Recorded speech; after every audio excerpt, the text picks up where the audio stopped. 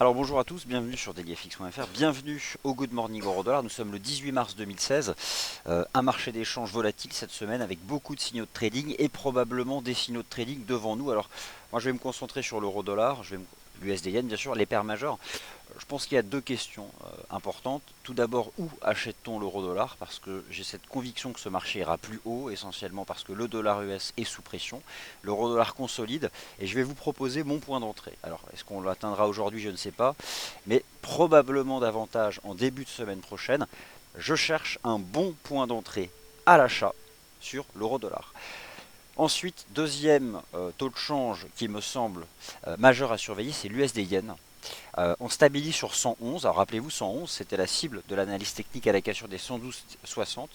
L'USD yen c'est le leader des paires en yen. Le jour où l'USD yen casse 111, c'est un signal majeur sur le yen, d'achat sur le yen. Toutes les paires en yen chuteront. Alors ce sont les deux choses qui m'intéressent. On commence par l'agenda macro. Bon, cette semaine, la Fed, de toute façon, la seule chose, si vous me permettez de résumer ainsi, à retenir de la semaine, c'est la fête d'Ovich. Voilà, la fête d'Ovich, la cassure technique baissière du dollar US. Vous avez sous les yeux les chandeliers weekly de l'US Dollar Index. Voilà, on confirme la sortie par le bas du canal, on confirme le piège du début d'année, la réintégration des sommets de 2015, l'avalement baissier de fin février. Et donc là, on casse le canal, c'était la semaine dernière. On marque le pas légèrement à 11 850, ça c'est du rythme de marché, c'est un niveau intermédiaire. Mais j'estime toujours qu'à horizon 3-4 semaines, l'US dollar index de FXM se repliera en direction des 11 634. L'USD va probablement baisser ces prochaines semaines, et c'est donc pour cette raison que je surveille l'USD yen et la cassure technique des 111. Alors hier, on a eu en intraday une cassure, on a fait 110,80, mais en fait, on n'a pas réellement cassé le niveau et on est reparti. Mais maintenant, on fait un range au-dessus, donc je pense que ça finira par céder. Et derrière, c'est la suite de la stratégie baissière de moyen terme pour viser 106. Et ce sera aussi un signal de trading hyper suivi dans les grandes salles de marché mondiales en faveur du yen. Lorsque l'USD yen casse un support majeur et qu'il engage plusieurs centaines de pips d'objectifs de cours, ça impacte toutes les paires en yen.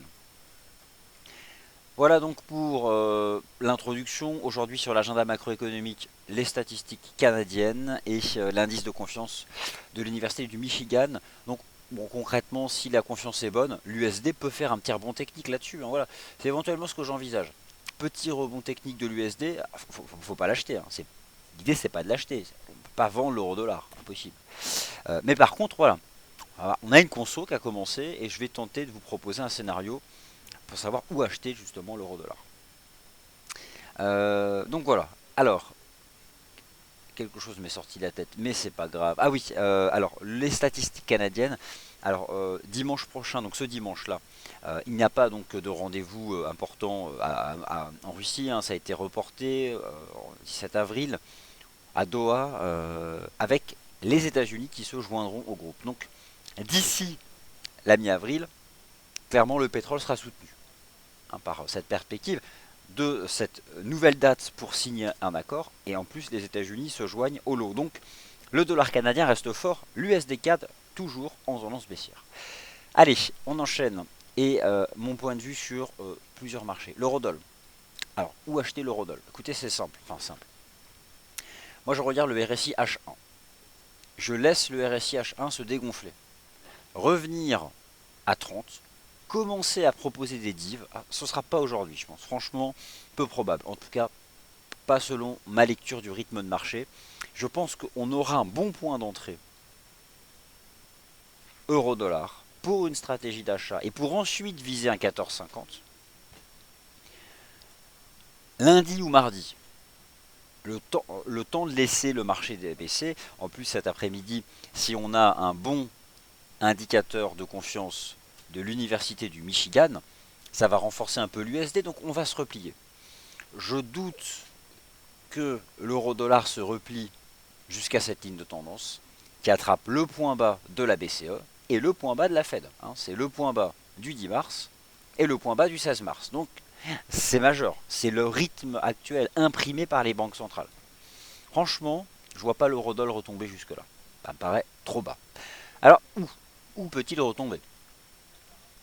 Alors en l'état, j'ai un prix qui m'intéresse, c'est 1,1240. Mais la zone à l'intérieur de laquelle il va falloir, selon ma lecture technique bien sûr, hein, donc, indicative et avec tout le recul de votre esprit critique, qui m'intéresse, c'est 1,1220, 1,1240. Donc on va dire 1,1230. Ça m'intéresse.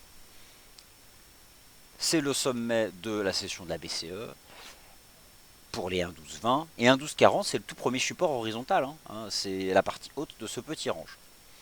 Le RSI H1 se dégonfle, donc l'idée c'est de laisser les cours, cette petite oblique steak intermédiaire, je l'achète pas personnellement, laisser les cours retomber vers 1,1220, 1,1240, l'indicateur revenir ici, et je pense que là on va commencer à construire un support, qu'on aura des petites divs, et là ce sera idéal, encore une fois selon mon approche, pour une stratégie longue, et ensuite viser les fameux 1,1450, donc la partie haute du range. Alors après, ce qu'on peut viser davantage à terme, c'est vrai que vous vous souvenez bien sûr des excès haussiers de l'été dernier, hein, 1,1650, 1,17 sur l'euro-dollar. C'est vrai que le dollar US est sous pression, que l'euro ne baisse plus, alors probablement lorsqu'on rejoindra un 14,50, c'est pas certain que ce soit la fin de la hausse. Mais bon, ça, on a le temps d'en reparler, puisque déjà il faut que l'euro-dollar remonte à 1,1450. En tout cas, donc voilà moi ce que je vous propose. Euh, Lundi ou mardi, on paye l'eurodoll entre 1,1220 et 1,1240. Ainsi, donc ces conditions techniques sont bien réunies. Donc ce n'est pas aujourd'hui, pas selon mon approche. L'USD Yen est sur 111. C'était la cible de la cassure technique des 112,60. Alors je ne vous fais pas l'affront de revenir sur les graphiques de moyen long terme de l'USD Yen que vous connaissez par cœur, avec la gigantesque épaule tête épaule entre 116 et 125. Dites-vous bien une chose, l'USD Yen, c'est suivi dans les grandes salles de marché avec l'euro dollar, c'est vraiment un taux de change suivi, même pour ceux qui ne font pas de forex. Ils ont toujours un œil sur le prix de l'USD Yen. Pour tout ce que ça représente par rapport au risque, l'USD Yen, s'il casse 111, derrière, c'est 500 pips de baisse supplémentaire. Et c'est un signal d'achat pour le yen et c'est un signal de vente pour toutes les paires en yen. Alors, à court terme, on le tient. D'ailleurs, on a travaillé le niveau et regardez en H4, on enchaîne les chandeliers au-dessus de 111. Alors moi, c'est simple. Enfin, simple. Si vous reprenez hier l'USDN en données horaires, on a fait une clôture horaire à 110,80 et on est reparti. On est reparti en haut. Donc c'était un piège. Ce qu'il faut, c'est une cassure H4. Ce sera le minimum. Je remontre ici en H1. Voilà. H1, vous avez eu la cassure d'hier, la réintégration et là le range. Donc, ce qui compte, c'est le H4. Première cassure H4 et derrière, ça chutera. Alors la UD-USD bien progressé, 0,7680. J'envisage aujourd'hui une séance de rebond du dollar US, alors léger rebond du dollar US. On consolide. Quelle forme peut-on envisager pour la consolidation de la UD-USD? Eh bien, je pense celle d'un pullback sur le premier niveau de support D1 en cours de clôture, c'est 0,7557. Ce sera donc l'amplitude maximale que j'envisage pour la conso de la UD-USD, 0,7560.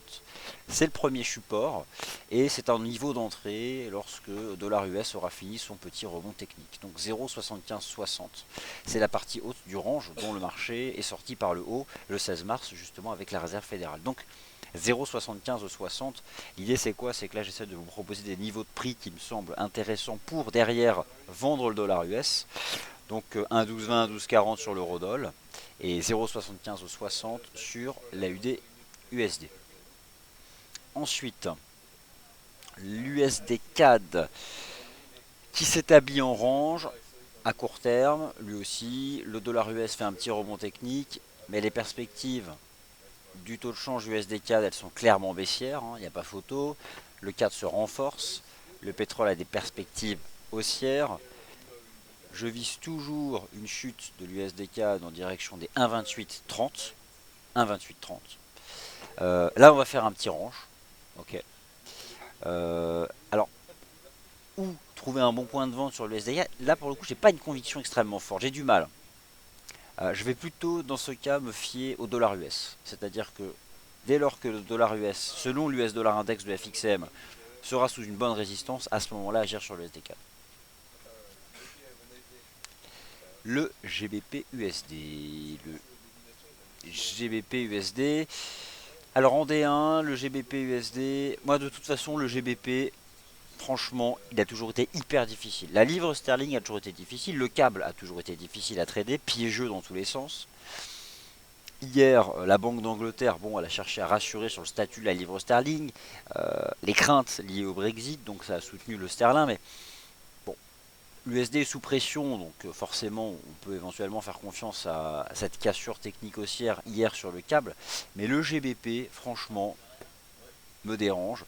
Et je crois à la cassure du GBP USD, mais le GBP Yen, par exemple, j'ai le sentiment qu'à tout moment, il pourrait relâcher. Et ça viendra lorsque l'USD Yen décidera d'emporter le support à 111. Alors, USD CHF. Alors, jusqu'à quel niveau l'USD Yen peut remonter avant de casser son support? Niveau max de reprise que j'envisage sur ce marché, ce serait 112,10. 112,10, première résistance. On peut remonter à 112,10 et ensuite derrière retomber.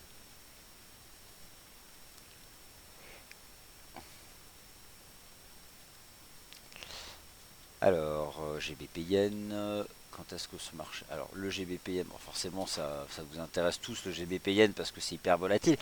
Honnêtement, le GBP Yen, je le vois pas redépasser les 162. Ça commence à plafonner, il y a éventuellement une div.